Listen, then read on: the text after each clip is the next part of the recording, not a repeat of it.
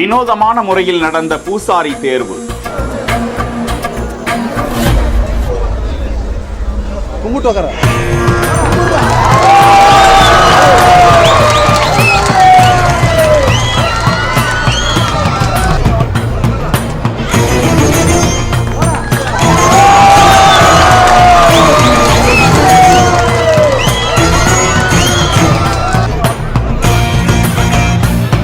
இருபத்தைந்து பூசாரிகள் வரிசையாக அமர்ந்திருக்க காளை ஒன்று சரியாக சாமிக்கு தேவையான பூசாரியை கண்டுபிடித்த வினோதம்.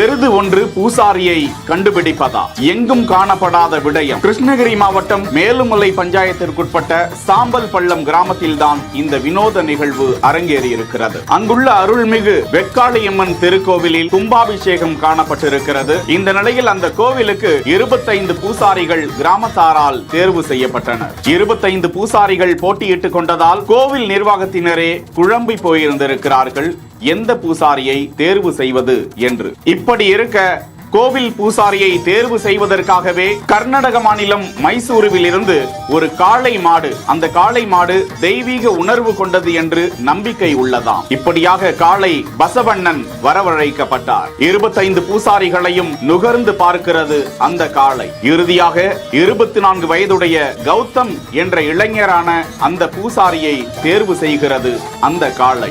இறுதியாக ஓரமாக அமர்ந்திருந்த அந்த இளைஞரை தான் தேர்வு செய்தது அந்த காளை. இந்த வினோத காட்சி குறித்த காணொளி வெளியாகி பிரமிப்பை ஏற்படுத்தி வருகிறது.